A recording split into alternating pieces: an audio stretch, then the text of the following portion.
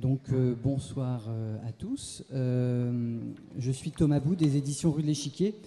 Nous sommes l'éditeur en langue française du livre d'Amory LOVINS, Réinventer le feu, qui sort la semaine prochaine en librairie et qui est déjà disponible ici aujourd'hui en partenariat avec l'association négaWatt.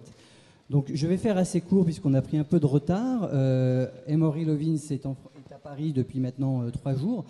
Il va, dans quelques minutes, vous présenter la manière dont effectivement son scénario, Réinventer le feu, pourrait permettre aux États-Unis de basculer dans l'efficacité énergétique à horizon 2050.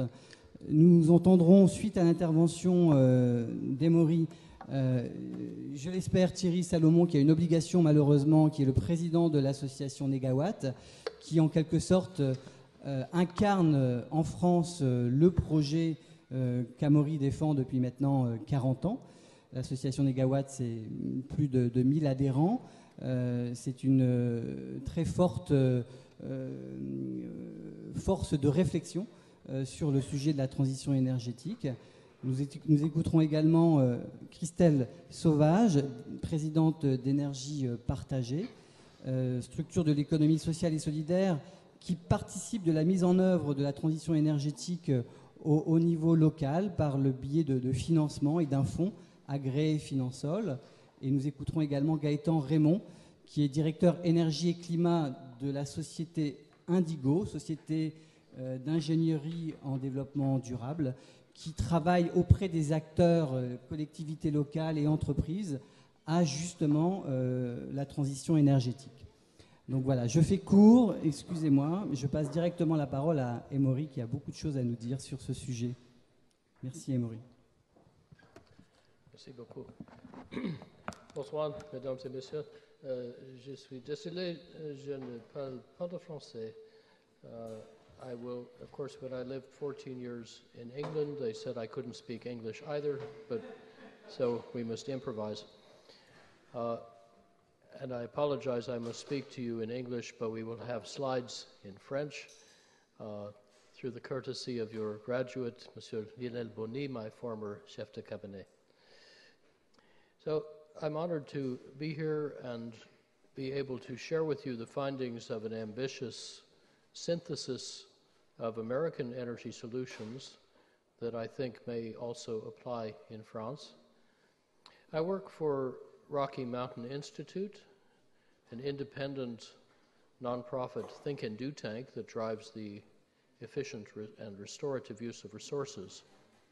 And 61 of us there spent a year and a half doing this detailed and peer-reviewed study with much help from industry. We published the results in late 2011 as a documented, case-based, data-rich business book, Reinventing Fire, introduced by the chairman of Shell Oil Company and the chairman of the largest nuclear and third largest coal-fired electric company in America. This may rather surprise you when you see that the book is about how to eliminate the use of those 3 resources. But I'm delighted it's now published in French, among other languages, and in 2 weeks we will announce in Beijing our collaboration with 2 top energy agencies of the Chinese central government to bring this work into their strategic thinking. We began by asking big questions, like, what if we could make energy do our work without working our undoing? Could we imagine fuel without fear? Could we reinvent fire? And we chose this big poetic title because millions of years ago, fire made us human, then fossil fuels made us modern, but now we need a new fire that makes us safe, secure, healthy, and durable. This has now become possible. In fact, it works better and costs less than what we are doing. And let's see how. 4/5 of the world's energy still comes from burning each year 19 cubic kilometers of the rotted remains of primeval swamp goo. Those fossil fuels have built our civilization, created our wealth, enriched the lives of billions of people. But their rising costs to our security, economy, health, and environment are eroding, if not outweighing, their benefits. So we need a new fire. And changing from the old fire to the new fire changes two big stories, oil and electricity, each of which puts 2/5 of the fossil carbon into the air. These stories are very distinct. Almost no electricity is made from oil, although much is made from coal. But their uses are similarly concentrated. 3/4 of U.S. oil fuels transportation, also a very high fraction in France.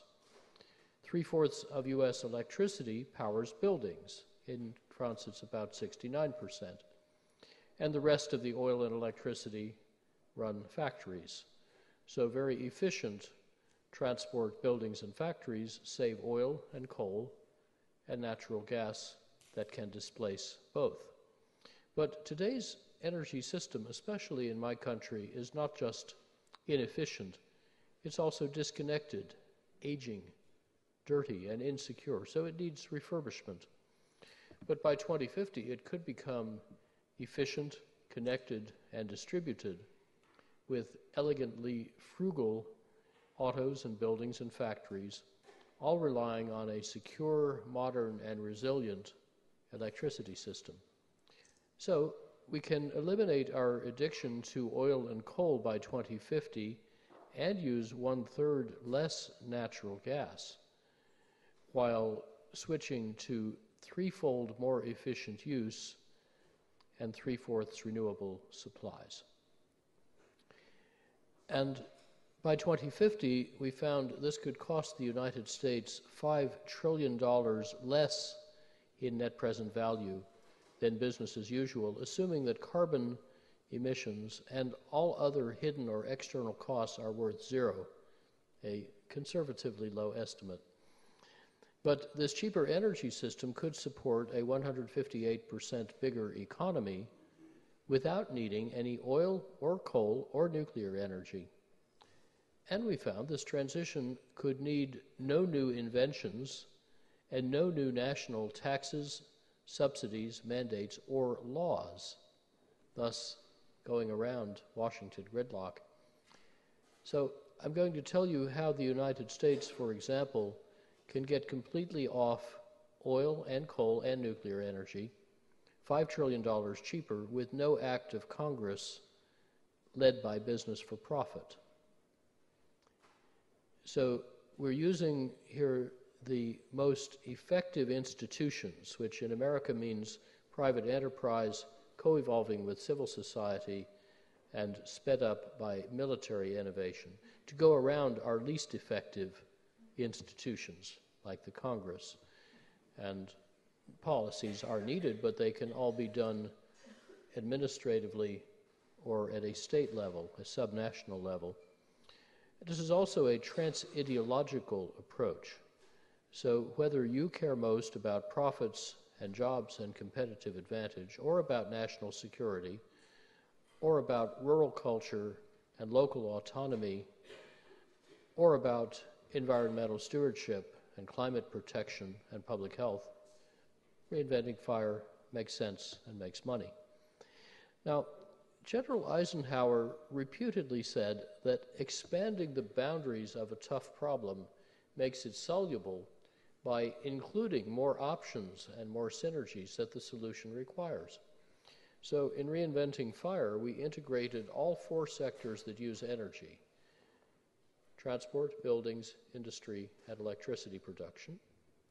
And we integrated 4 kinds of innovation: technology, design, the way we combine technologies, public policy, and business strategy, new competitive strategies, new business models. Well, these combinations yield much more than the sum of their parts, and they create, as you'll see, some deeply disruptive business opportunities. Where should we start? Well, the United States pays $2 billion a day for oil and another $4 billion a day for the hidden economic and military costs of that oil dependence, costs which have an analogy also in France. And that was the rationale for the nuclear policy at a time when only about 12% of your electricity was made from oil, and affecting only the electric sector, not also heat and industry and transport.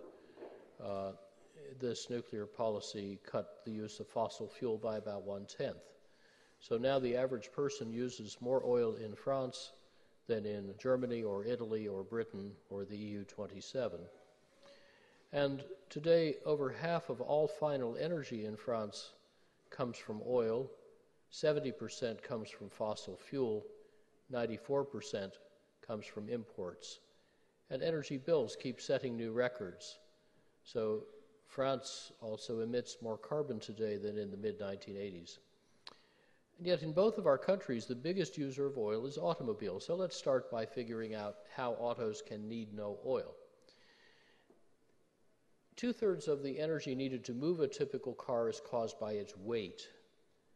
But in the past quarter century, our cars have suffered an epidemic of obesity. They've gained twice as fast as we have, and now they weigh about 2 tons. But today, ultralight, ultra-strong materials like carbon fiber composites can make dramatic weight savings accumulate and can make autos simpler and cheaper to build. Lighter and more slippery autos need less force to move them, so their engine gets smaller. And the fitness of those vehicles then makes electric traction affordable, because those costly batteries or fuel cells get about 2 or 3 times smaller and lighter and cheaper. So the total price of the automobile falls to about today's level, and the driving cost per kilometer is much lower from the beginning. So these innovations in that order can transform automakers from wringing tiny savings out of essentially Victorian steel stamping and engine technologies to the steeply falling costs of 3 mutually reinforcing technologies: ultralight materials, their structural manufacturing, and electric propulsion. So if you are exploiting as an automaker 3 steep and strongly synergistic learning curves, while your competitor is out on the flat part of just one learning curve, you win. Now, the sales of such vehicles can grow and their prices can drop even faster with a temporary fee bait, such as the bonus-malus system that you have here, rebates for efficient new autos paid for by fees on inefficient ones. And the French program, in its first 2 years, tripled the speed of improving car efficiency. It would work even better if it were revenue neutral, so the fees pay for the rebates, and if it were size neutral, so that you are helped and encouraged to buy the most efficient car of the size you want, but not a different size. But however we do it, the resulting shift to electric autos will be as game-changing as shifting from small refinements in typewriters to the dramatic Moore's law-driven gains in computers. Of course, computers and electronics are now America's biggest industry. Typewriter makers have vanished. So vehicle fitness, taking the obesity out of the car, opens a powerful new automotive competitive strategy that some automakers and the U.S. Department of Energy are already adopting. The idea is to make the batteries fewer rather than cheaper. And when you do that, you can sell a lot of electric cars, and then the batteries also become cheaper, so you get to the same goal, but with less time, cost, and risk. Now, America or Japan or China or France could lead this next automotive revolution. The barriers are big, but they're mainly cultural, not technical or economic. Currently, the leader is Germany. This year, Volkswagen starts low-volume production of this 0.9 diesel liter per 100 kilometer carbon fiber plug-in hybrid car. And this year, BMW starts mid-volume production of this carbon fiber electric car and a more sporty variant they have confirmed that the carbon fiber is paid for by needing... Sorry. Well, I can't adjust that. That's for the projector operator. Oh dear. Well, let's see. I don't... Yeah, I mean, I can change the resolution, but I think it's a zoom. I'll just continue. Is it? Yeah. So they confirmed that the carbon fiber is paid for by needing fewer batteries, and their chief executive says, we do not intend to be a typewriter maker, because he can look across München to where Olympia used to make excellent typewriters. By the way, Audi recently showed a carbon fiber plug-in hybrid concept SUV rated at under 0.9 liters per 100 kilometers. Now, there are some interesting things that American industry can bring to this party. I brought along a carbon cap, sort of 1914 Italian style, which was made by a little spin-off company from our institute that I used to chair. It was made 7 years ago in 1 minute, and if I ring it like a bell, you can tell from the sound how extremely strong and stiff it is.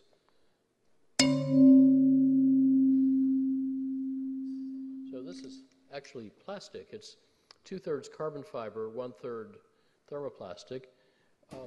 Perhaps, as long as I get it back, we can pass it around. Don't worry about dropping it. It's tougher than titanium. The journalist Tom Friedman hit it with a sledgehammer as hard as he could and could not even make a mark on it. But you can see how extremely stiff and strong but light it is.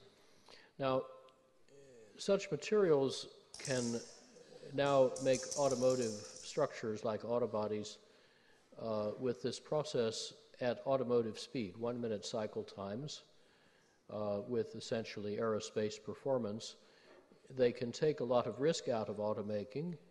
They can save 4/5 of the capital needed for automaking. They can save lives because such materials can absorb 6 to 12 times as much crash energy per kilo as steel and do so more smoothly. And the oil saved just in the United States would be equivalent to 1.5 Saudi Arabia's or half an OPEC at a cost averaging $18 a barrel. And those nega barrels, saved barrels, are domestic, secure, carbon-free, and inexhaustible.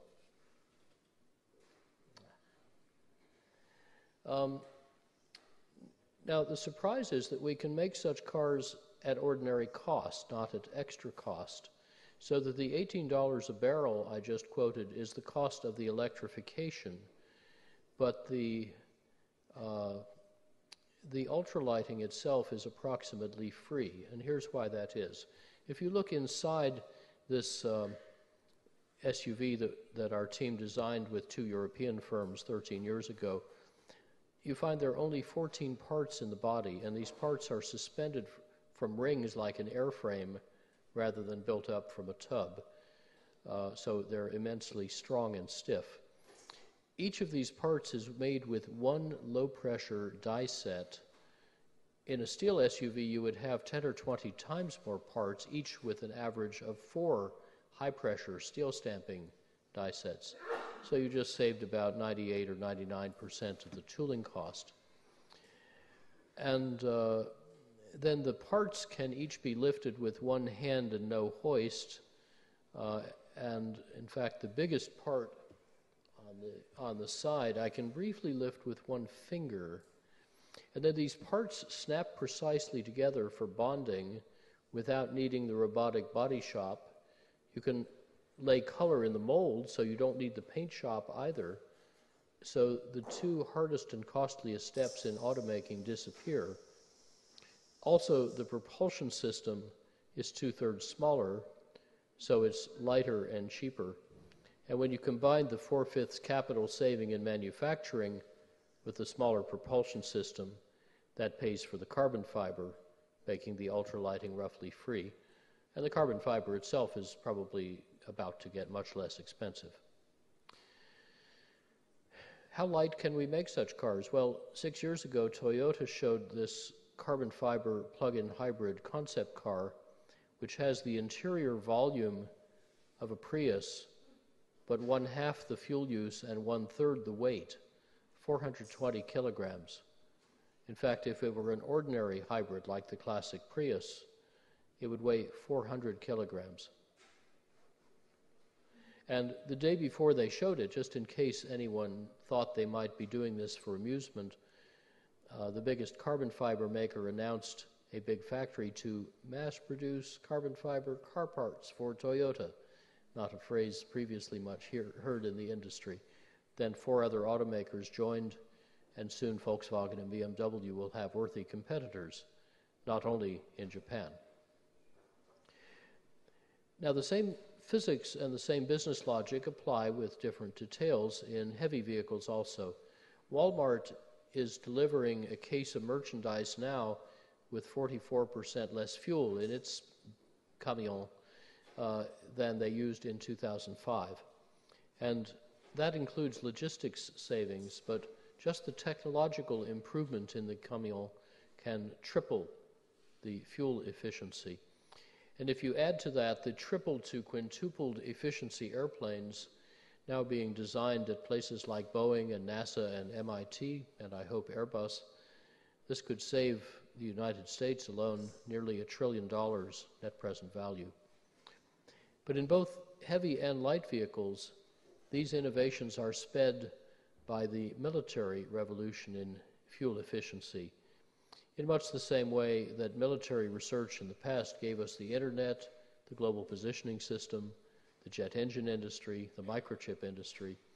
Only this time, the savings leveraged in the civilian sector, which uses 50 times more oil than the military, will be so big that this helps get both our countries off oil much faster, and then no one needs to fight over oil, and then our warfighters can have neg missions in the Persian Gulf.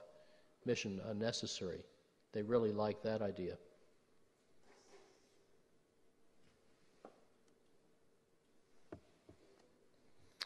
There are also 4 methods well proven in Europe, like sensible spatial planning and car sharing, ride sharing, even vélo libre, that could give Americans the same or better access with 46 to 84% less driving, saving another $0.4 trillion. So 40 years from now, a far more mobile U.S. society could use no oil, and saving or displacing each barrel for just $25 rather than buying it for over $100 saves $4 trillion net present value. Or if I had counted just the hidden economic and military costs of U.S. oil dependence, that would be $12 trillion, and those costs have analogies in France. So to get mobility without oil, we can first get efficient, going beyond the government forecast savings in magenta and adding in blue the extra savings from vehicle fitness, and then the little savings in aqua for more productive use of vehicles. And then those 1 or 2 liter per 100 kilometer equivalent autos can use any mixture of hydrogen in yellow,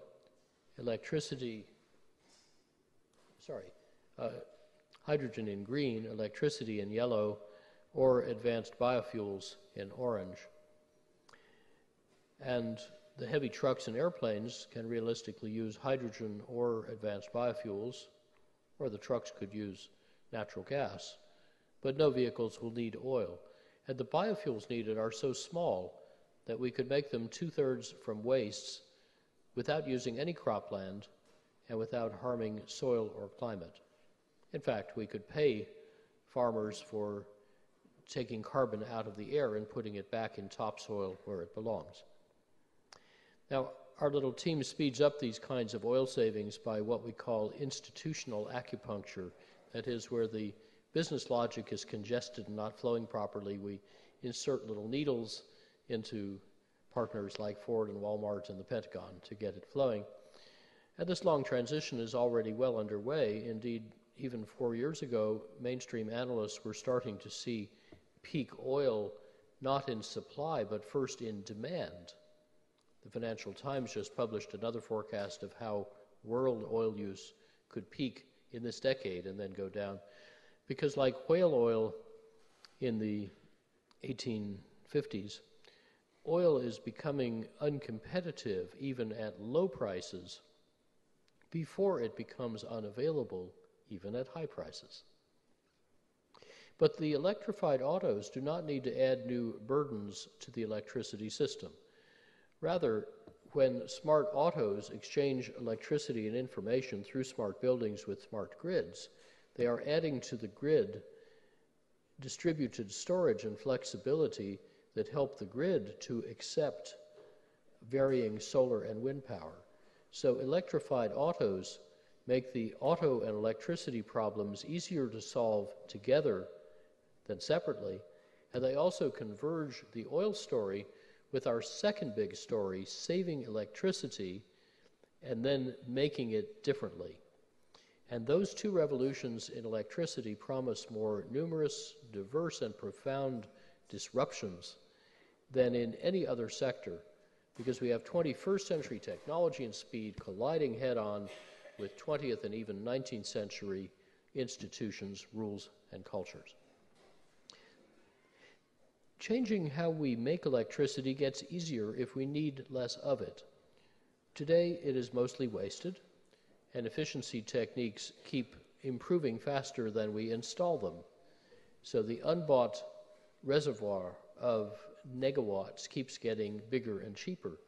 But as we catch up, as buildings and industry start to become efficient faster than they grow, electricity use, for example, in America, rather than growing 1% a year as officially forecast, could start shrinking 1% a year despite the electrified autos. And in fact, just last year, the electricity used to make $1 of real GDP was 3.7% less than the year before, completely unprecedented. And we can keep demand dropping by reasonably accelerating existing trends. Specifically, over the next 40 years, U.S. buildings, which I'll remind you use 3/4 of our electricity, could triple or quadruple their energy productivity, saving $1.4 trillion net present value with a 33% internal rate of return. The savings are worth 4 times their cost. And industry can also accelerate, doubling its energy productivity with a 21% internal rate of return. To achieve these big savings by 2050, we need only ramp up over 20 years the average adoption of efficiency to the levels some states have already achieved. I think the average efficiency potential in Europe is actually not greatly different than in the United States. Many details differ. France has fairly efficient industry, although not so much combined heat and power, but and the cars are a bit better than ours. They're 7 instead of 8 liters per 100 kilometers. But the trucks are unusually poor, and there is a great deal of work to do in buildings. Now, there is a disruptive innovation we call integrative design that can do even more, because often it can make very big energy savings cost less than small or no energy savings, turning diminishing returns into expanding returns. That's how our 2010 retrofit is saving 2/5 of the Empire State Building's energy. We first worked with the Teamsters Union to remanufacture the 6,514 windows on site in a temporary window factory on the 5th floor into super windows that insulate 3 or 4 times better, and they are almost perfect in passing light through but blocking heat. And that, plus some other improvements, cut the maximum cooling load by 1/3. So then we could renovate smaller chillers rather than adding bigger chillers. That saved $17 million of capital cost, paying for most of the other improvements and cutting the payback time to just 3 years. A major energy service company had also offered a 3-year payback, but with savings 6 times smaller, because they used disintegrated design. They optimized components singly for single benefits, while we optimized the whole building as a system for multiple benefits. Some more recent retrofits in other big buildings are saving as much as 70%, and it's even possible in such cases to make some old buildings more efficient than the best new buildings. Let's try a different example. Here's my own house. I live at 2,200 meters elevation in the Rocky Mountains near Aspen.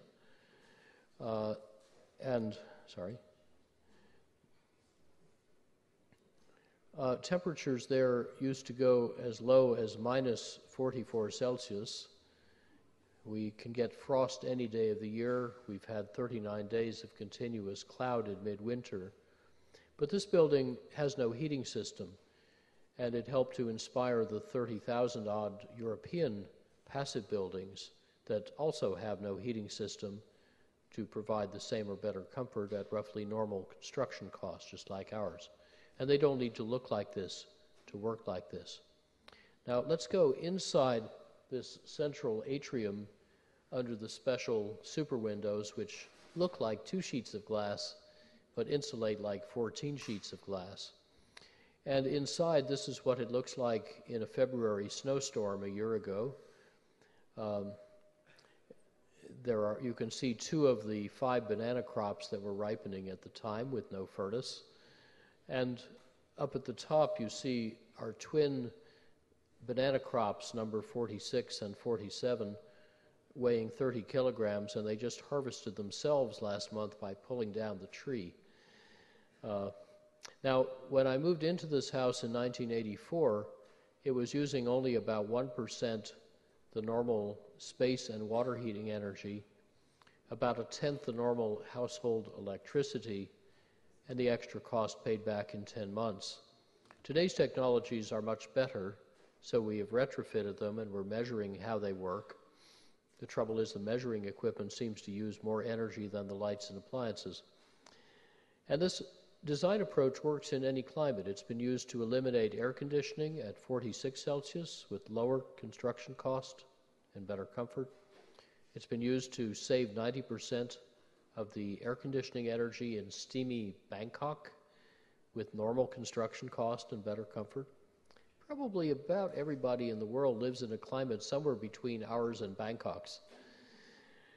But wherever you live, the key is integrative design that gives many benefits from each expenditure.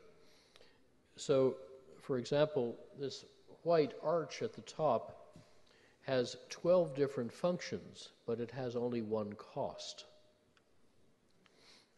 Integrative design can also increase the $500 billion of conventional energy savings in industry. The giant chemical company Dow has already captured over $9 million of those savings on a $1 million investment. But there's more to do. For example, 3/5 of the world's electricity runs motors, and half of that runs pumps and fans. Well, we can make the pumps and fans and motor systems much better. But first we should capture bigger and cheaper savings that are normally ignored. For example, pumps are the biggest use of motors. The pumps move liquids through pipes, but a typical industrial pumping loop was redesigned by a Dutch colleague to use at least 86% less pumping energy, not by getting better pumps and motors, but just by replacing long, thin, crooked pipes with fat, short, straight pipes. That also shrinks the pumping equipment and the capital cost. We use the same approach in some new pipes in our house to save about 97% of the pumping energy at lower cost. So this isn't new technology. This is about rearranging our mental furniture as designers. Remember from the 70s, people said, in France we don't have oil, but we have ideas. This is about ideas, not technologies. So what does this mean? What do these ideas mean for the electricity that is 3/5 used in motors? Well, from the fuel burned at the power plant to the end use, many successive losses compound so that only 1/10 of the energy in the fuel comes out the pipe as flow. But we can turn those compounding losses around backwards into compounding savings from right to left. And every unit of flow or friction we save at the pipe compounds back again to save 10 units of fuel and cost and pollution and climate change back at the power station. And as you go back upstream, the components get smaller and cheaper. So our team has lately found such accumulating energy savings in many diverse industrial redesigns, $30 or $40 million worth, from this Hewlett-Packard data center in England to this Texas Instruments chip fab to Rio Tinto and Anglo-American mines and Shell hydrocarbon facilities. By the way, in the chip fab, that is in Texas, saving 1,000 high-tech jobs, and not in China, because while saving a lot of energy and water, we were able to take out $230 million, or about 30% of the capital cost. So typically, starting with plants that are considered to be already efficient, our retrofit designs save about 30 to 60% of the energy with 2 or 3 year paybacks. Our new facility designs generally save more, and almost always the capital cost goes down. But the savings that our study assumed were much smaller than we routinely achieve in industry. Now, needing less electricity would make it easier and faster to shift to new sources of electricity, especially renewables. China leads their explosive growth and their plummeting cost, shown here on a logarithmic scale. You can't quite read it, but this is $1, $10, and $100 2009 per, let's see, that would be per watt installed. The blue is photovoltaics, which are now off the bottom of the chart. The green is wind farms. And these are both marketplace winners. In fact, in good sites in the United States today, both these technologies make cheaper electricity than the most efficient new gas-fired power plants, even though supposedly we have such cheap gas from fracking. And if solar systems were installed in Germany, they would cost half as much as in the United States, because Germany installs 8 gigawatts per year. They even reached 3 gigawatts in 1 month. And therefore, by scaling the enterprise, they have wrung out costs throughout the value chain. We all buy the same equipment, but their total installed cost is half of ours. And yet, even at the doubled American price, in about 20 of the United States today, entrepreneurs will come to your house, and if you want, they'll put solar power on your roof with no down payment and beat your electric bill. Well, if you combine that unregulated product with several others, you could have a virtual utility which could go around the power company in much the same way as mobile phones bypassed the wireline telephone companies. This gives bad dreams to utility executives and very pleasant dreams to venture capitalists. Or, of course, the incumbent electricity providers could turn this insurgency into a major business opportunity, and we're working with both sides to do that. Now, here's the big picture. Worldwide, half of the new generating capacity added each year since 2008 has been renewable. That includes a lot of big hydro. But if you take away the big hydro, this graph shows the amount of wind and photovoltaics in gigawatts added worldwide each year.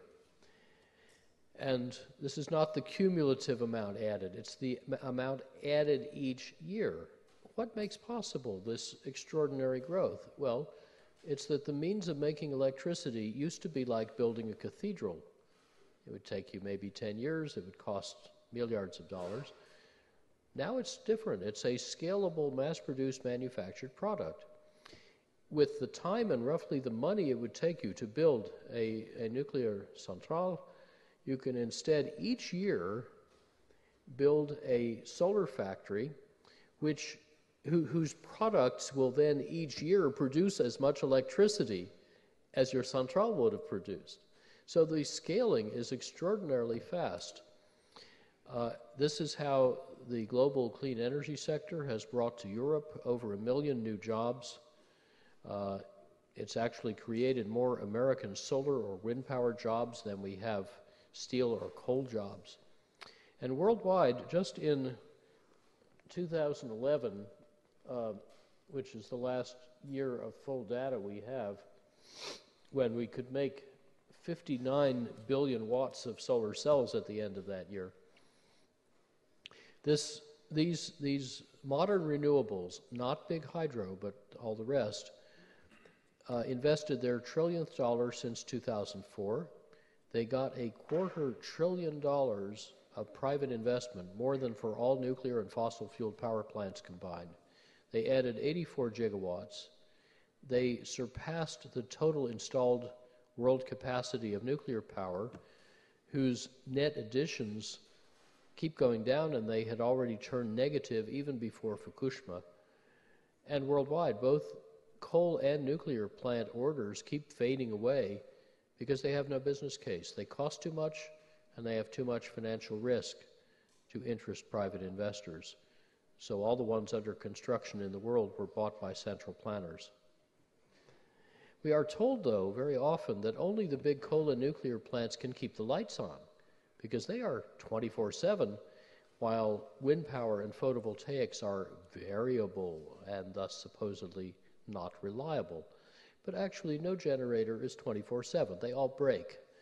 And when a giant nuclear or coal plant fails, you just lost 1,000 megawatts in milliseconds, often for weeks or months, often without warning.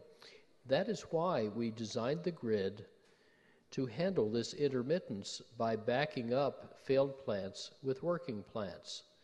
And in exactly the same way, grids can handle the forecastable variations of solar and wind power when they are integrated, forecasted, and diversified by type and location. It's just the same mathematics as diversifying a stock portfolio. The National Renewable Energy Lab in the US published a year ago a detailed analysis of reliable and economically reasonable 80 or 90% renewable electricity for the whole country. But that's also feasible for a smaller area. Let me give you an example from the grid around the state of Texas, which is isolated from the rest of the United States. Texas has its own grid, and it's a rather difficult case. So in 2050, it's expected to have a weekly load shape about like this, or with efficient use, it would be smaller and less peaky, but still about 30 milliard watts. So let's meet all of that with renewables. We'll meet the first 86% with a combination of wind and photovoltaics, and you can see how variable they really are. We would meet the other 14% with dispatchable renewables, all the other kinds that you can have whenever you want, like geothermal, small hydro, solar thermal electric, burning municipal waste, burning feedlot biogas in existing gas turbines. So now we're 100% renewable, but you can see it does not perfectly match the load shape. Sometimes we have too much electricity, other times not enough.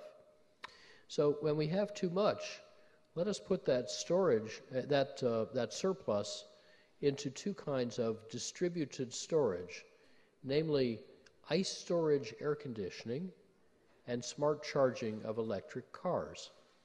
Then we can get that back when we need it, and we can fill the last gaps with unobtrusively flexible demand. And now we have reliable power supply every hour of the year, with only 5% surplus and using no bulk storage of electricity. No breakthrough in storage is required. And in fact, this is not just theory. Some utilities already do this choreography of integrating variable renewables. Some German states are already more than half wind-powered. Germany as a whole, with Europe's most reliable electricity, was 23% renewably powered last year, in some hours up to 70%. And they've doubled their renewables in the last 6 years. Half of their renewable capacity is owned by private citizens, cooperatives, or communities. And by the way, the German wholesale electricity price has dropped about 30% under the influence of these modern renewables in the past 2 years. So German big industries now pay the same electricity price in real terms that they paid in 1978. This is why Germany is attracting energy-intensive industry, and it's why Germany is the only country that is a consistent net exporter of electricity to France, because theirs is cheaper than yours. So if you think about the report 2 days ago about how Électricité de France picked an expensive technology and its costs keep rising, so the electric price has to go up. Contrast Germany, they picked a portfolio of cheaper technologies whose price is falling. Their electricity wholesale prices are falling. That is, if you think that's important to a competitive economy, then they're on the right track and France is not yet. But it's not yet Germany, not just Germany. Portugal was 45% renewable powered last year. The year before, they briefly hit 100%. In the windy and rainy first quarter of this year, they are 70% renewable. 8 years ago, 17%. That's how fast these things can move. Denmark was 41% renewably powered all last year, at times up to 80%. Spain has been over half renewably powered this March and April, peaking at 61%.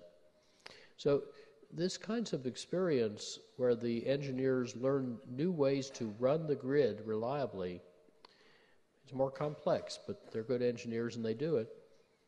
This is starting to support a European long-term vision of all renewable electricity. And that vision has already been achieved or planned in at least one sector, sometimes in all sectors, by 8 countries, 41 cities, 48 regions, 8 utilities, 21 other institutions. This is not a fantasy. This is the emerging market reality. And in case you think that variable means unreliable, here are some French data for a stormy month, December 2011. You may remember Tempest Joachim. And at that time, the red graph shows the actual output of wind power in France, and it had very rapid changes as the storms moved through. But the blue is the forecast of the wind power output 1 day ahead. And as it got within a few hours, the forecast became completely exact.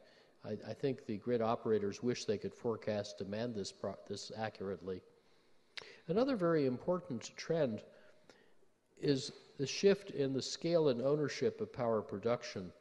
In 32 years, Denmark has moved from highly centralized coal plants to almost completely distributed wind power, 86% owned by farmers in their communities, and to cogeneration, often burning agricultural wastes.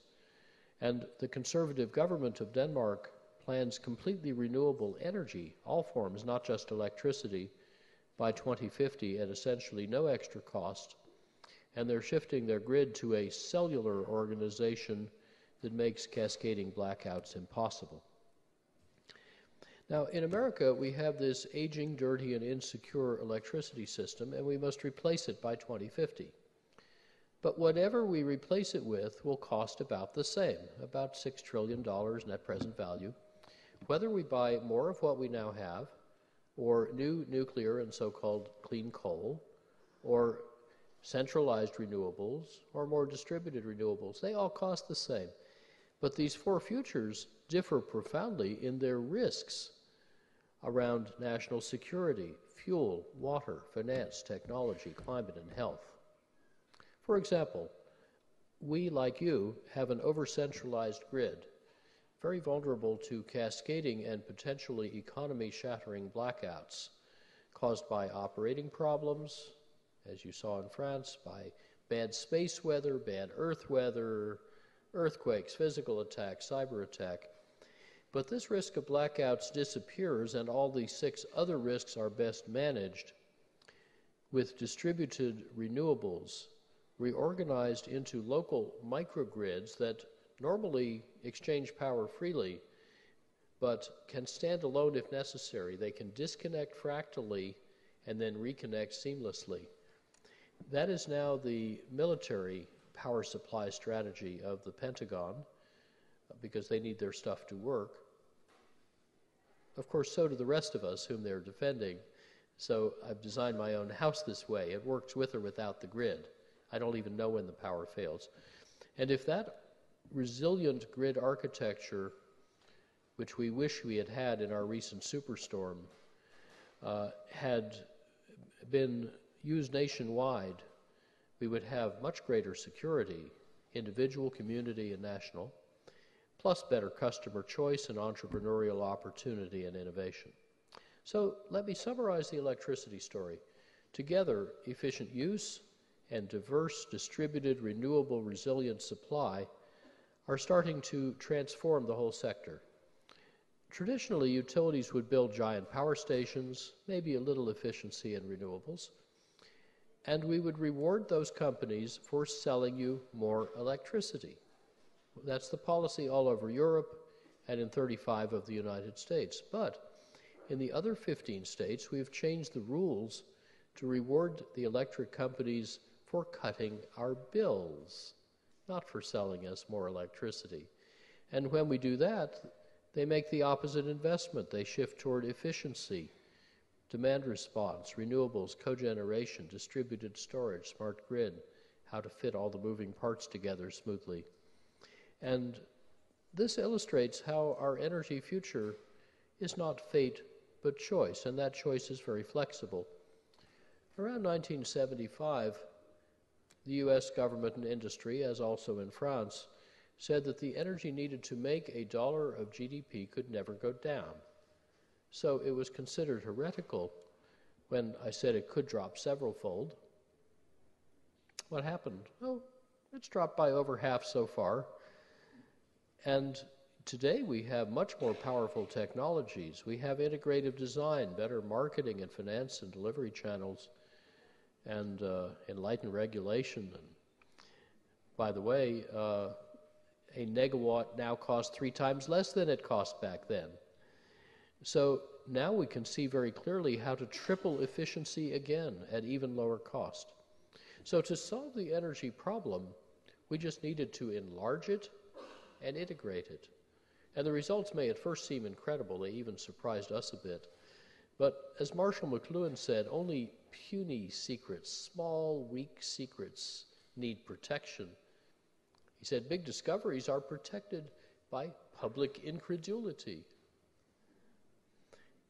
Now, combine the electricity and oil revolutions and you have the really big story, Reinventing Fire, where business, enabled and sped by smart policies in mindful markets, can lead countries like mine, or I dare say like yours, completely off oil and coal and nuclear energy by 2050, saving a lot of money, growing the economy 2.6-fold, that's 2.4% per year, strengthening security. Oh, and by the way, the carbon emissions also go down 82 to 86%. Now, if you like any one or more of those outcomes, you can support this transition without needing to like every outcome and without having to agree about which outcome is most important. So focusing on outcomes, not motives, can turn political conflict into a unifying solution to our common energy challenge, and at the same time can give us the most effective solutions to the big global problems that put at risk every country's security and prosperity. Now, our little team at our nonprofit Rocky Mountain Institute helps smart companies and sometimes governments to get unstuck and speed this journey through many sectoral initiatives and projects. Of course, there's still a lot of old thinking around, too. The former oilman, Maurice Strong, said, "Not all the fossils are in the fuel."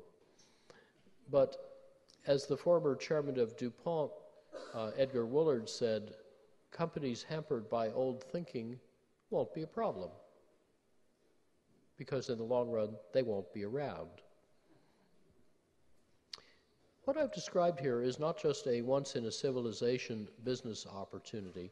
It's one of the greatest transformations in the history of our species, because we humans are inventing a new fire, not dug from below, but flowing from above. I've even heard theologians talk about energy from hell and energy from heaven.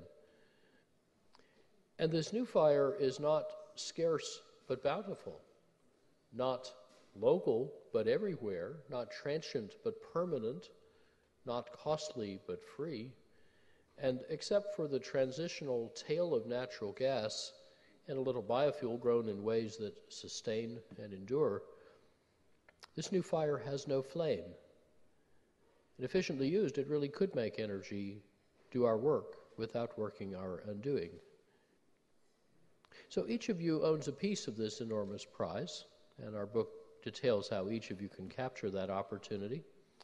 So with the conversation begun at reinventingfire.com, and with a TED Talk and a Foreign Affairs article and many other resources there, let me invite you each to engage more with us, with each other, with everyone in France, everyone around you, to help make France and the world richer, fairer, cooler, and safer by together reinventing fire. Thank you for your good work and your kind attention.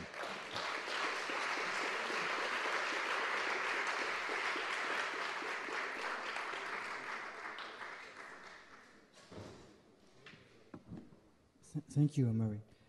Je vais donner tout de suite la parole à Thierry SALOMON, qui donc, avec l'association négaWatt, a transformé la vision du Rocky Mountain Institute en scénario pour la France.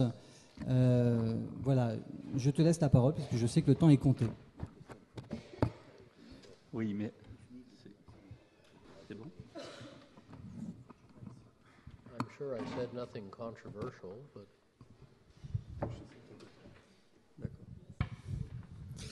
Oui, merci. Et puis d'abord, mes excuses parce que je dois repartir tout de suite, ou pratiquement, donc je ne pourrai rester qu'à peu près 5-7 minutes.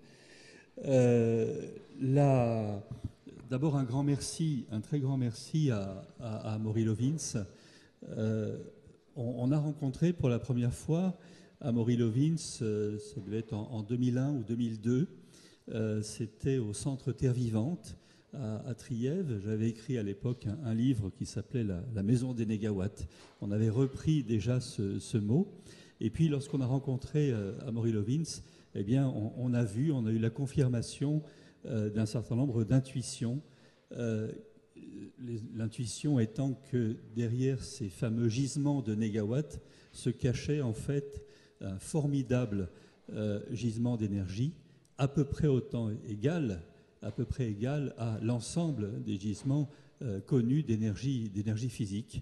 C'est-à-dire qu'on peut, et la grande partie des études le montrent, y compris bien sûr celle d'Amory LOVINS, qu'on peut réduire de 50-60% notre consommation d'énergie. À partir de là, on a développé une sorte de méthode, on pourrait dire, un triptyque en quelque sorte, qui passe, pour ceux qui nous connaissent un petit peu, par 3 éléments: la sobriété énergétique, l'efficacité énergétique et les renouvelables. Et à partir de là, on s'est évidemment appuyé sur un certain nombre des travaux d'Amory LOVINS, surtout sur la partie efficacité. On a peut-être quelques, non pas divergences, que ce n'est pas du tout le mot, mais peut-être une approche un petit peu différente, peut-être sur cette notion de sobriété qu'on essaye de travailler, qui dit qu'il faut repartir en quelque sorte des besoins et des besoins fondamentaux. Peut-être s'affranchir des besoins extravagants. Il n'y a peut-être pas d'efficacité à faire sur des besoins extravagants. Et donc, il y a une logique à avoir sur l'énergie, à la fois depuis l'élaboration des besoins, en passant par les renouvelables, en passant par l'efficacité. Et peut-être que, si j'ose un petit peu cette comparaison, on essaye une sorte d'unification, en quelque sorte, entre finalement trois personnes.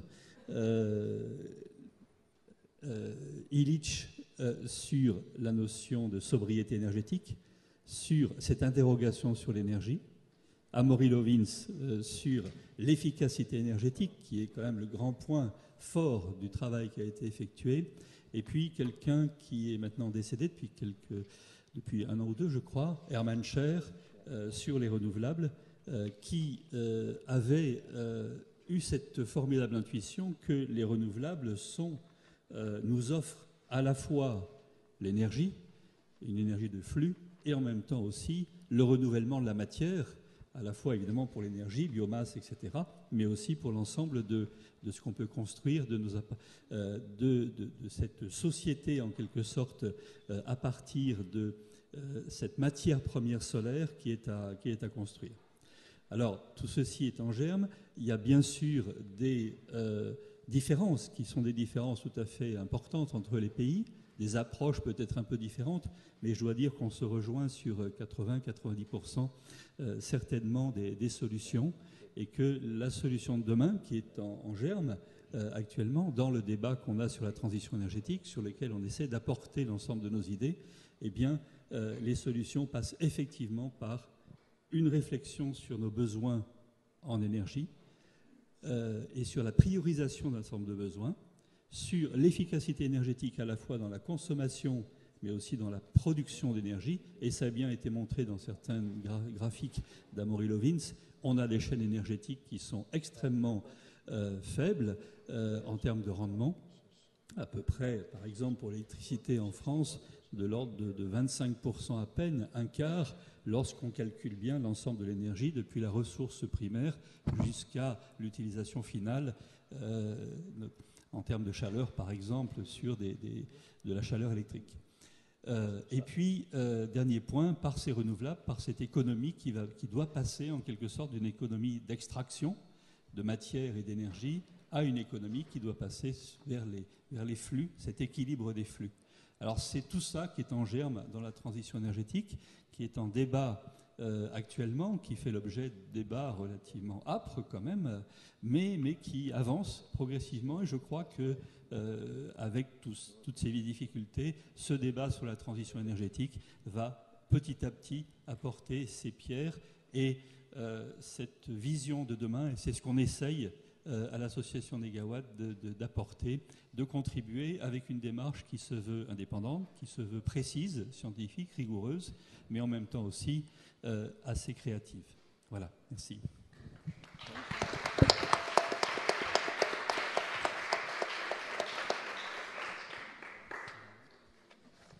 Merci beaucoup Thierry, je t'en prie, c'était prévu comme ça. Voilà, je suis absolument désolé de devoir partir. Il y a eu un petit retard au démarrage et donc je ne peux malheureusement pas rester. Voilà, merci à vous et puis rejoignez négaWatt et lisez le livre d'Amory bien sûr. Très bien, merci. Merci. Je vais inviter les autres intervenants à nous rejoindre. Donc Christel SAUVAGE d'énergie partagée, de même que Gaëtan REMOND d'Indigo et Laurence TUBIANA qui donc est, comme vous le savez, directrice de la chaire Développement durable ici à Sciences Po et par ailleurs facilitatrice dans le cadre du débat national sur la transition énergétique qui va dialoguer avec Gaëtan et Christel.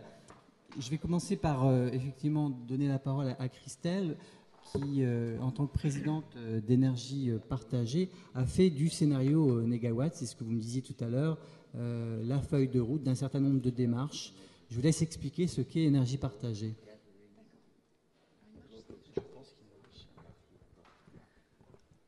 Bonjour, ça marche? Oui. Bonjour à tous. Non, ça marche pas très bien.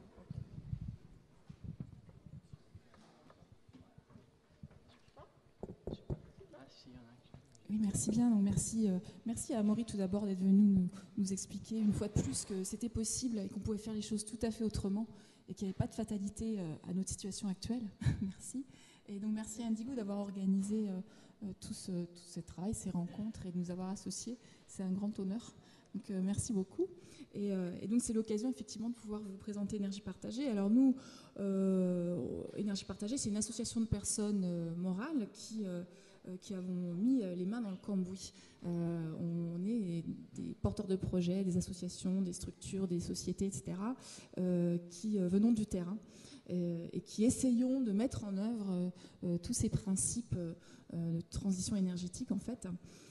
Alors se tourner vers les énergies renouvelables, on l'a compris, hein, c'est l'objectif, mais pour répondre en final au scénario négaWatt. Nous, on est clairement ancré dans la démarche négaWatt. Les besoins sont des besoins d'électricité, de chauffage, des déplacements. Et après avoir été donc sobre et efficace, on se tourne vers les énergies renouvelables pour y répondre.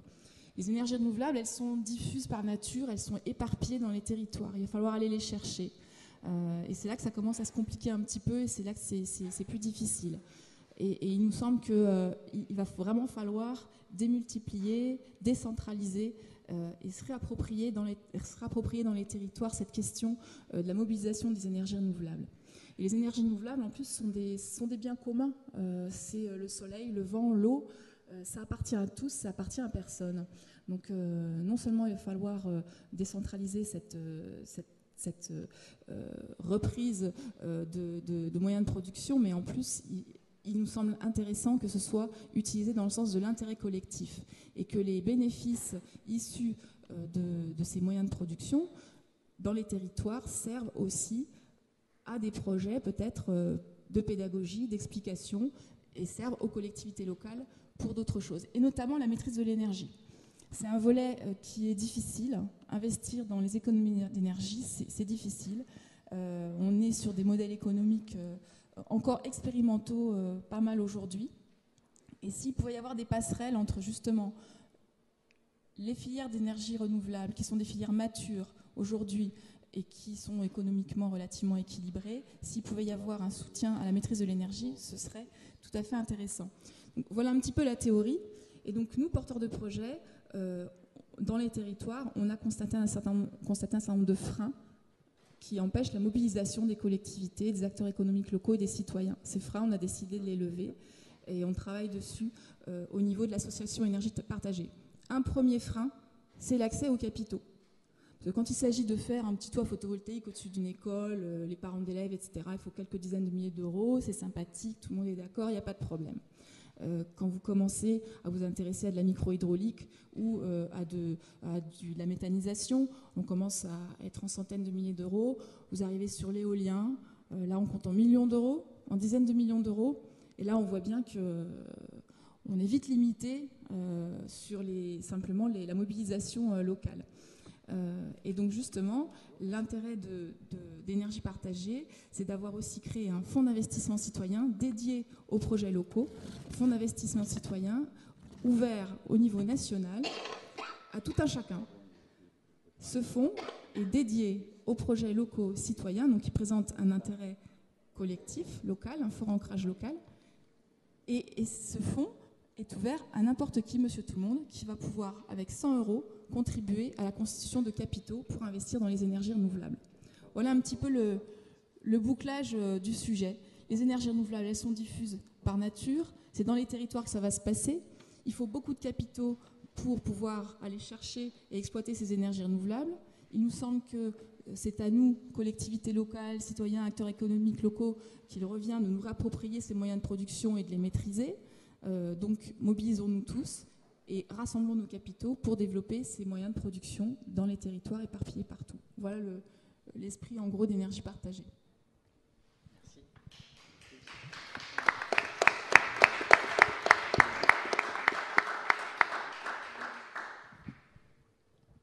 Donc, Gaëtan, vous êtes directeur énergie et climat chez Indigo, qui est donc, comme je le disais en préliminaire, société d'ingénierie en développement durable. Donc vous êtes confronté au quotidien aux entreprises et aux collectivités locales qui cherchent à faire de la transition énergétique une réalité.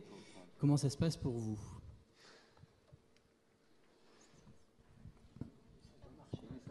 Ça marche. Bonsoir à tous. Pour introduire mon propos, moi j'aimerais que tout le monde comprenne bien ce que Amory propose.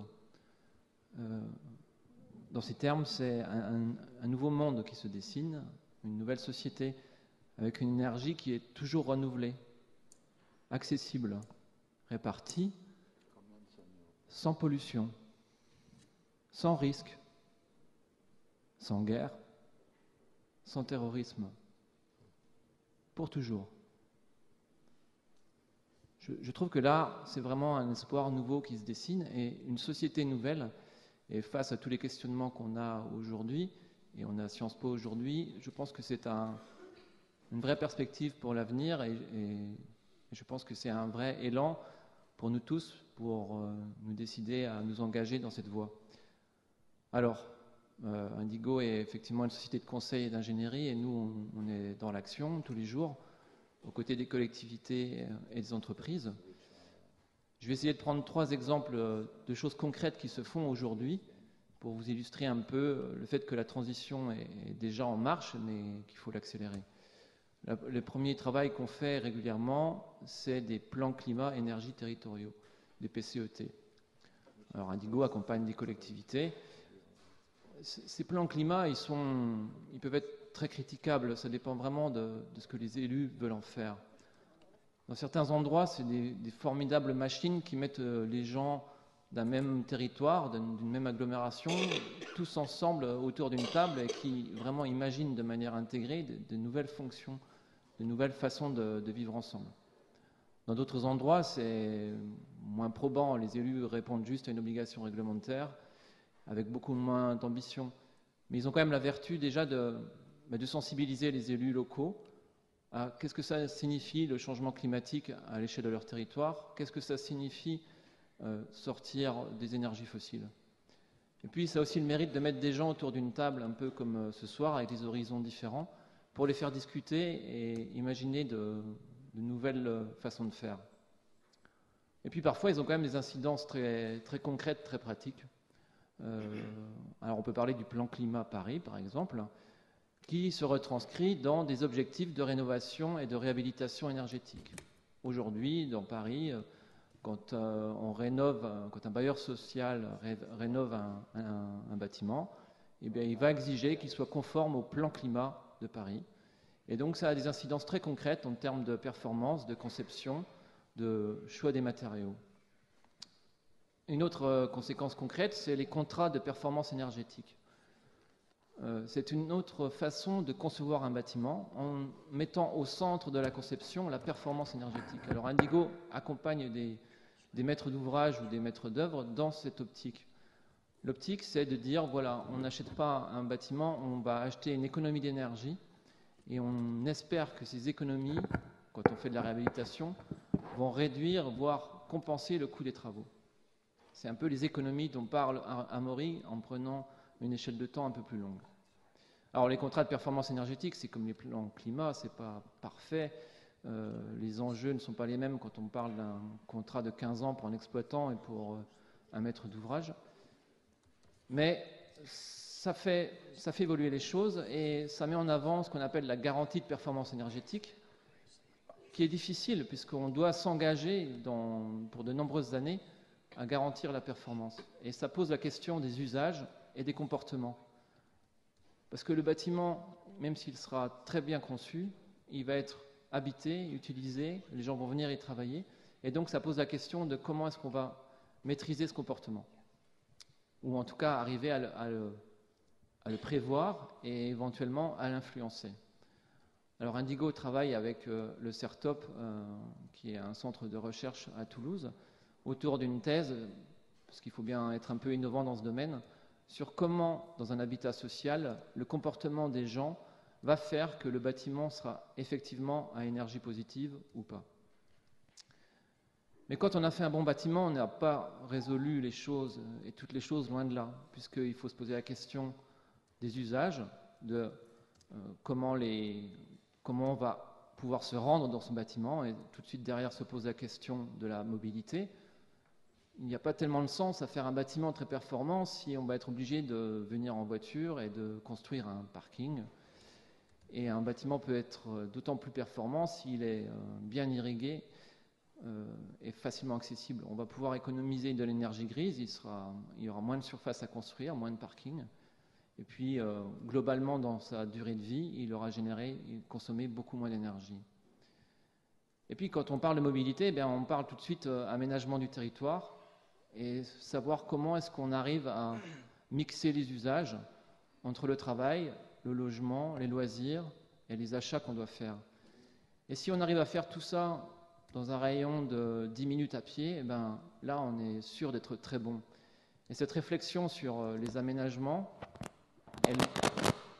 elle pose la question de savoir comment est-ce qu'on conçoit aujourd'hui les bâtiments, mais comment est-ce qu'on conçoit aujourd'hui les quartiers et les villes. On a assisté avant nous à une conférence sur l'économie circulaire, et là, on retombe exactement dedans.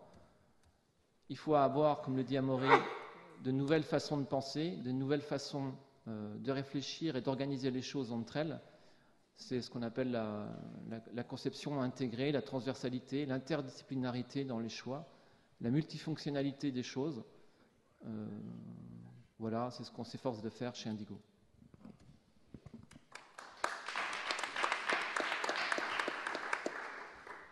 Voilà. Avant de prendre des questions dans la salle, s'il y en a, je propose que Laurence, vous nous disiez aussi quelques mots sur la façon dont ça se passe dans le cadre du débat. Très, très brièvement. Nous n'en sommes pas encore sortis, donc je ne sais pas comment on va atterrir, mais Thierry SALOMON le disait assez justement. Ce qui a peut-être le grand progrès qui a été fait dans ce débat, même si encore vraiment rien n'est bouclé, c'est d'abord avoir un débat vraiment large qui effectivement part de cette notion de sobriété et d'efficacité énergétique, avec des pour et des contre sur les deux notions.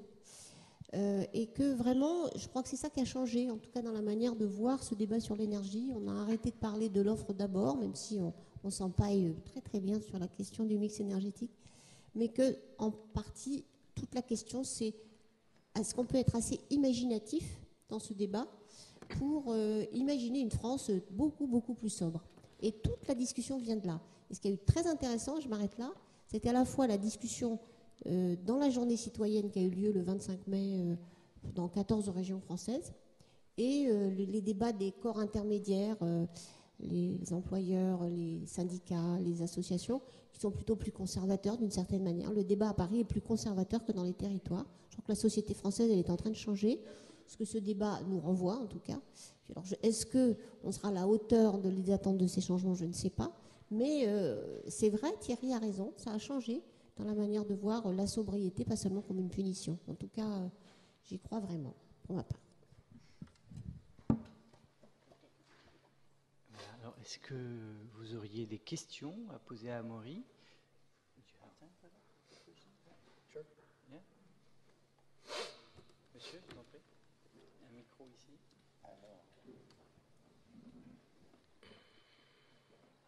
N'hésitez pas à poser votre question directement en anglais. The microphone's not working. Peut-être que vous pouvez venir en tribune, monsieur, je pense que ce sera le plus simple. Je ne sais pas si votre micro est allumé.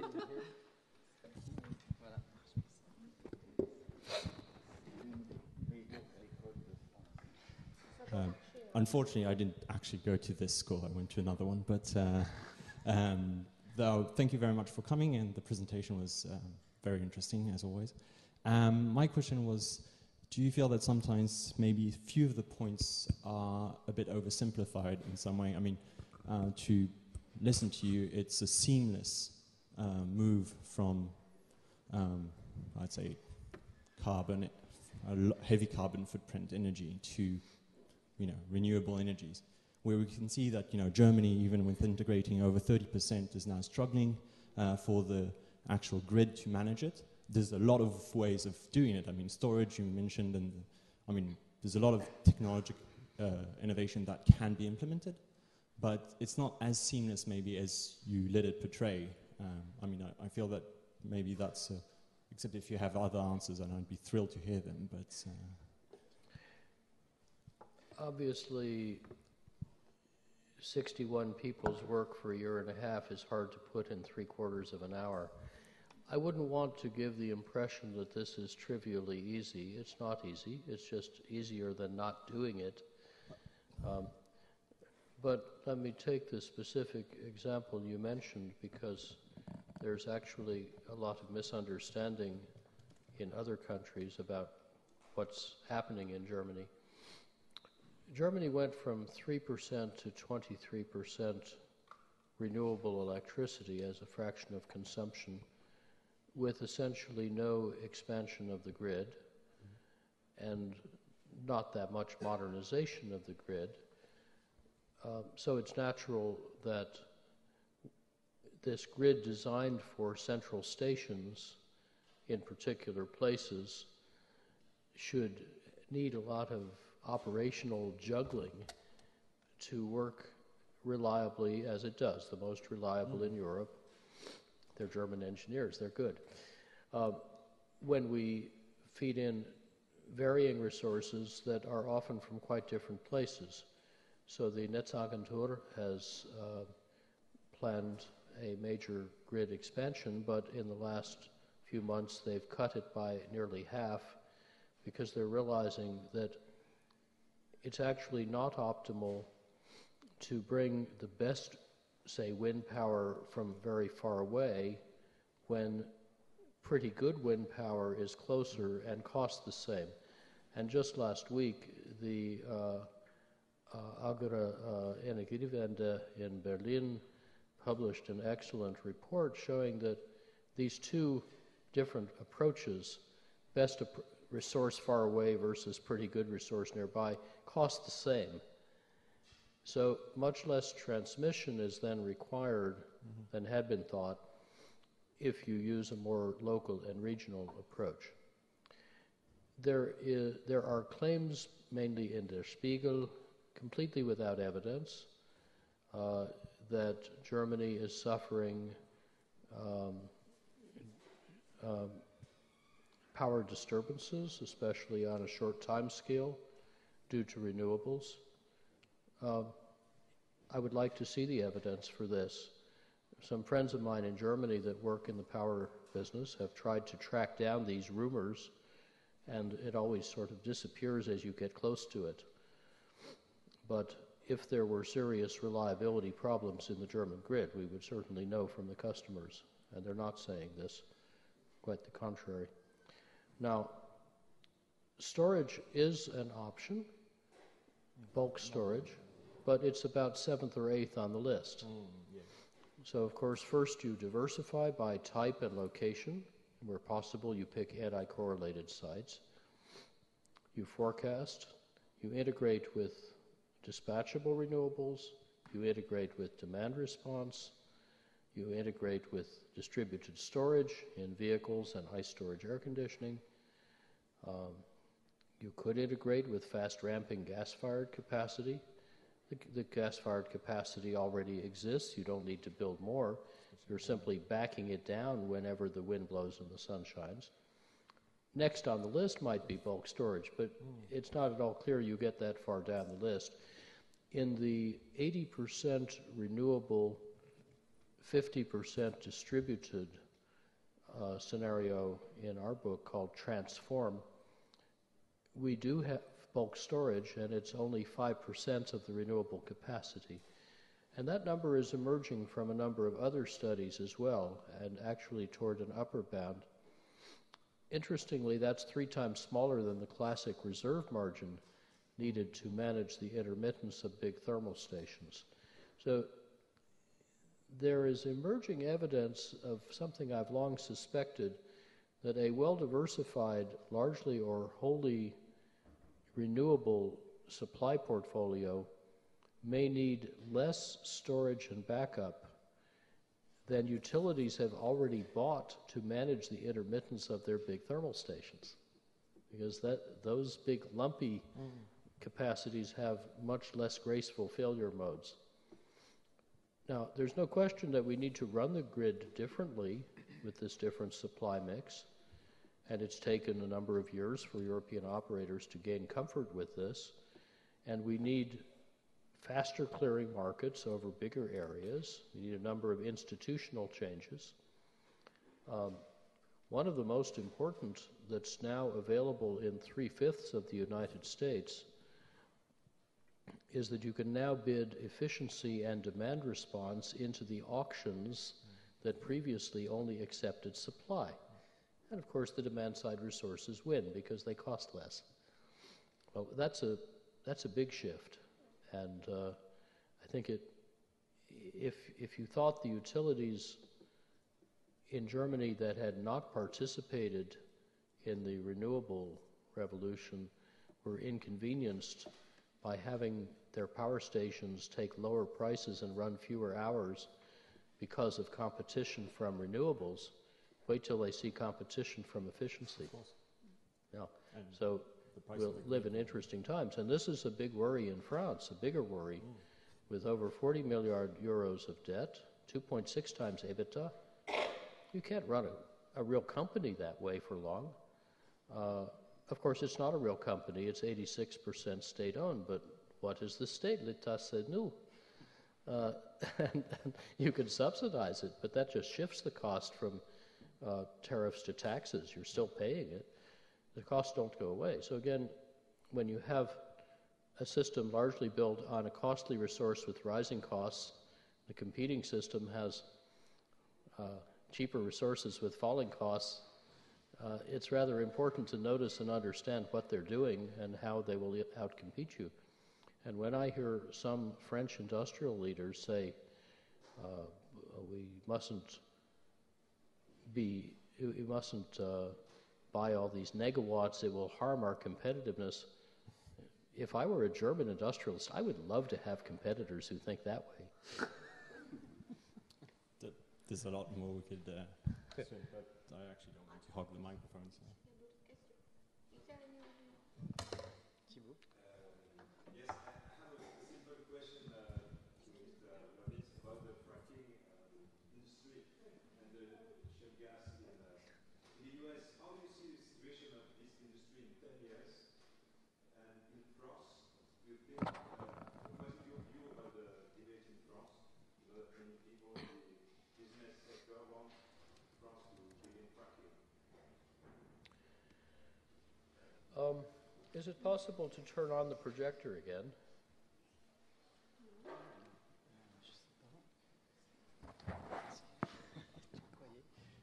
Maybe they've gone home? Il n'y a plus personne en haut, non? Vincent n'est pas là. Well, no, sorry. Okay. On manque d'électricité. No, that's one way to save electricity. Okay. So, yeah, let me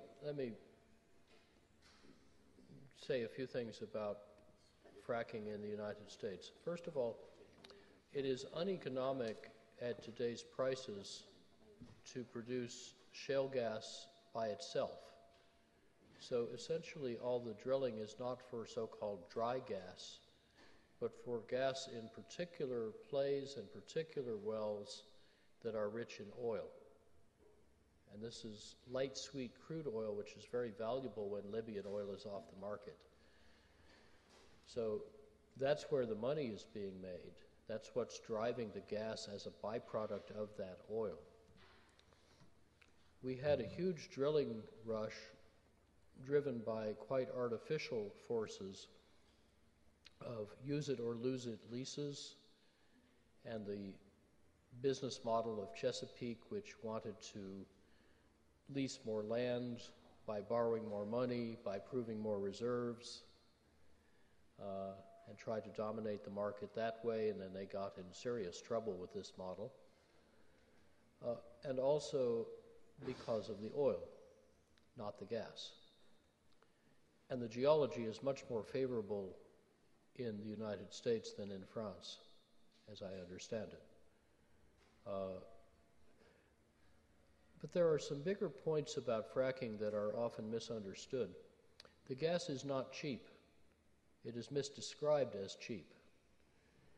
The spot price, when lowered by these three artificial forces, not durable conditions, can look cheap. We briefly hit $1.82 but then within 7 months it had doubled again. What does this tell you? Well, the gas price is very volatile. This is nothing new. It's always been volatile. And the more abundant and cheap the gas is at the wellhead, the more volatile the downstream price becomes. Why? 3 reasons. The petrochemical industry quickly pivots toward cheap gas. For them, it's a fuel and a raw material, so they get a double benefit. More gas is exported as LNG to Japan, say, or even to Europe. And there are downstream bottlenecks in the pipelines and other infrastructure that get exploited in the market. And all these 3 things make volatility bigger.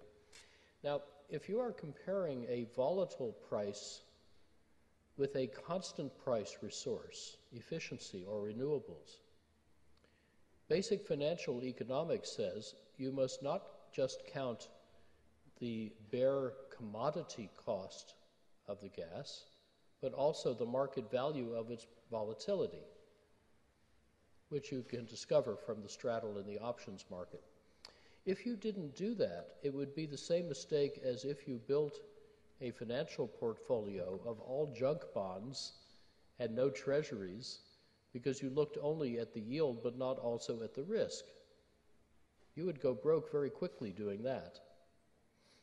Or if you are choosing a mortgage for your house and you choose between a fixed and a variable rate mortgage, of course you think about the risk that if it's variable, the interest rate may go up and you may lose your house. Well, for the same reason, you have to count the volatility of the gas price.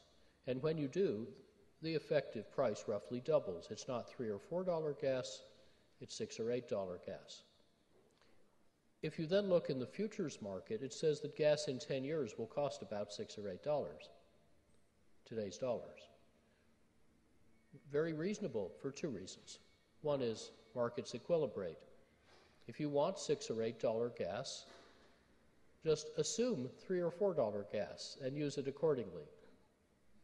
Second, there are about 8 major risks or uncertainties about fracking, which I'll list in a moment. If those are all satisfactorily resolved, as they might be, then we will have more and cheaper gas than we used to think, and that's a useful optionality. On the other hand, 8 is a big list. If any of them is not satisfactorily resolved, then we won't have so much gas. That's okay too, because we didn't need so much gas. Why not?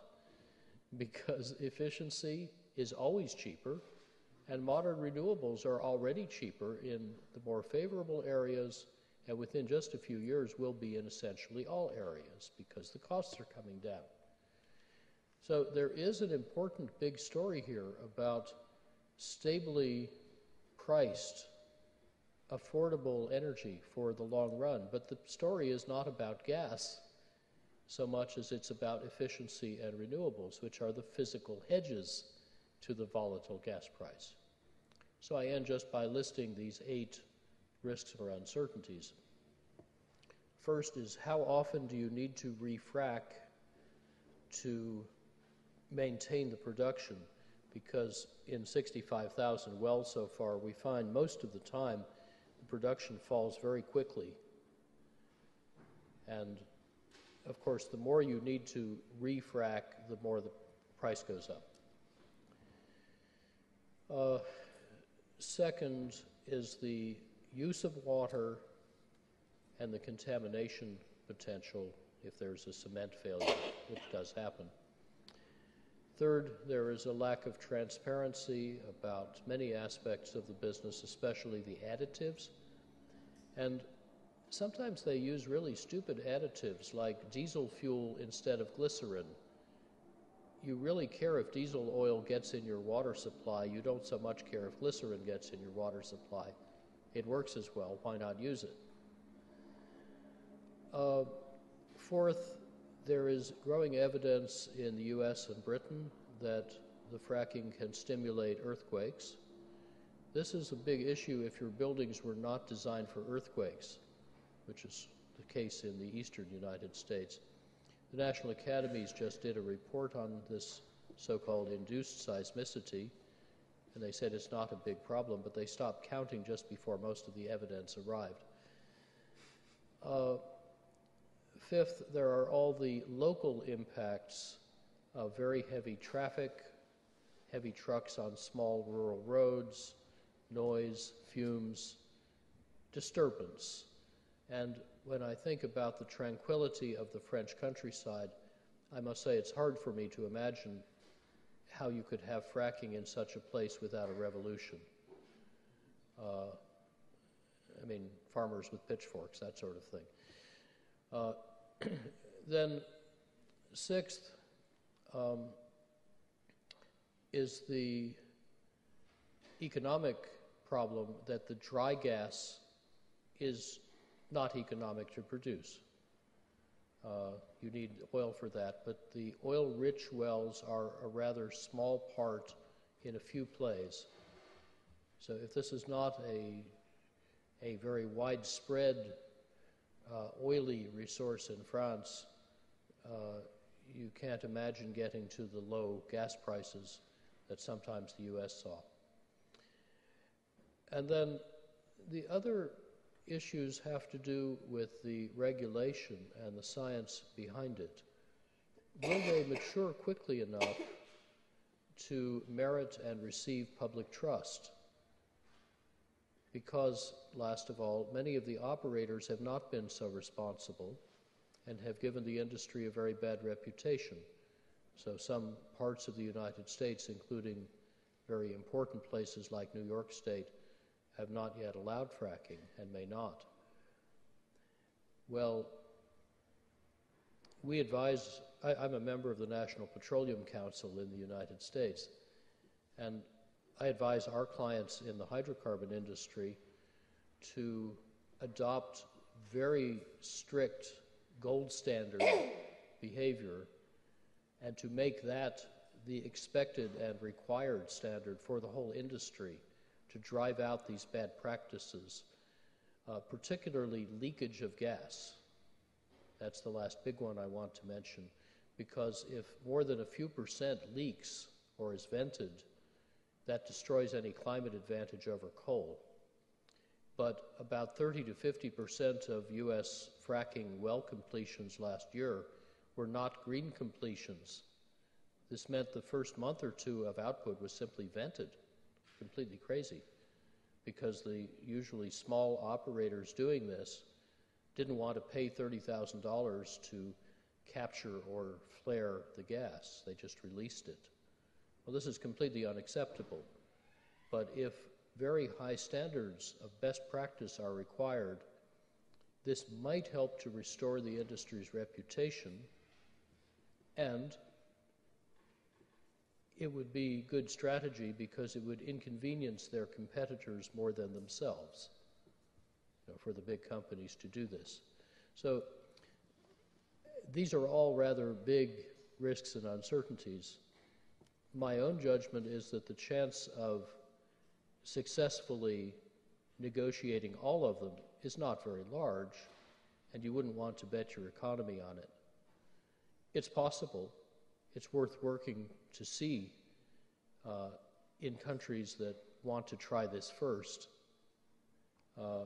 whether they can be handled.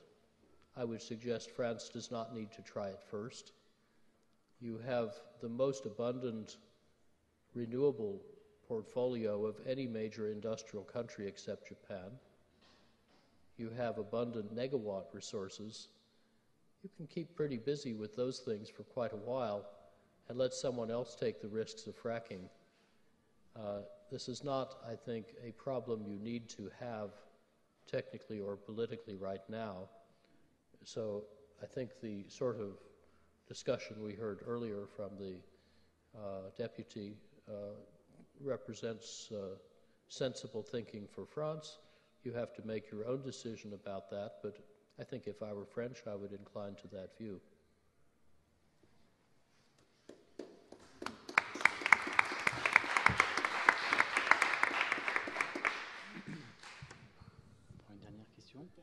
Une dernière question, je vous en prie. Peut-être que vous pouvez meanwhile, I can tell you, Amory, I was in a debate with some companies in Brussels about shale gas and competitiveness in Europe, and the BASF vice president told me, because I was saying, yes, potentially, if you have a very clean technology, why not, etc. And he told me, it's clean. The additives we put in the water are the same ones you use in your shampoo, in the shampoo you use every day. So I talked to him. So why don't you publish a propaganda and advertisement saying our fracking is as clean as your shampoo? But he didn't laugh. He was furious. So go on.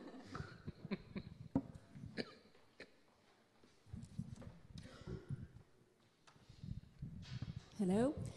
You talked about wind and solar in terms of renewable energy, and I was wondering, what about electromagnetic energies based on Nikola Tesla discoveries?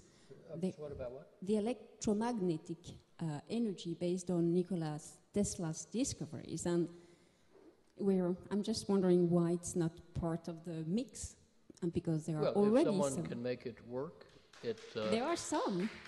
Well, we have some I know up something and running about tests. this field as a physicist, and a friend of mine who teaches physics at the University of Texas, Austin, has devoted many years now to examining each of the proposed designs experimentally, not theoretically, to see if they actually can produce net energy. And the answer so far is no, which disappoints him. He would like them to work. There are a few, like the Newman machine, that might appear with a careless measurement to be causing a meter to move, but it turns out to be a switching transient, not something you can really do work with. So, I'm perfectly open to the idea that there may be some magical design using magnets that would produce more energy than it uses, but so far there is really no convincing evidence of this. There are some interesting low-energy nuclear reactions, what used to be called cold fusion. I've seen some in the lab, actually, where there is definitely something interesting going on, and we don't know what it is. And it's possible that this may become a new energy source, and those who said it could not possibly work will be embarrassed. However, that doesn't mean it's an economic energy source. And it would be most interesting if it could scale down to something that, say, you could put in your car.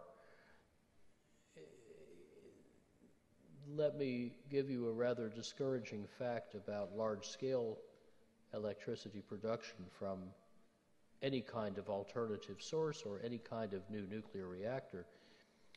Namely, when you build a 1,000 megawatt nuclear centrale today, about 35% of its prohibitively high capital cost is for all the nuclear parts that make the steam.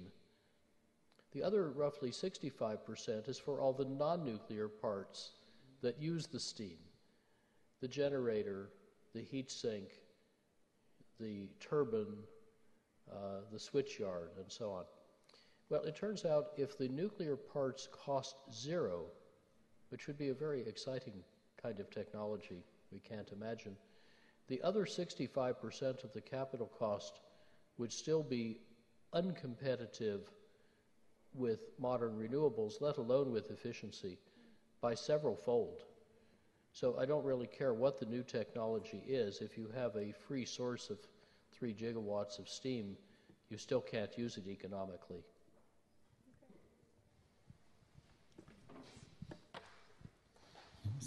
So, thank you very much, Amory, for being here tonight. Merci à tous d'être venus. Je pense qu'il est 8h, presque quart, donc on va s'arrêter là. Merci à tous.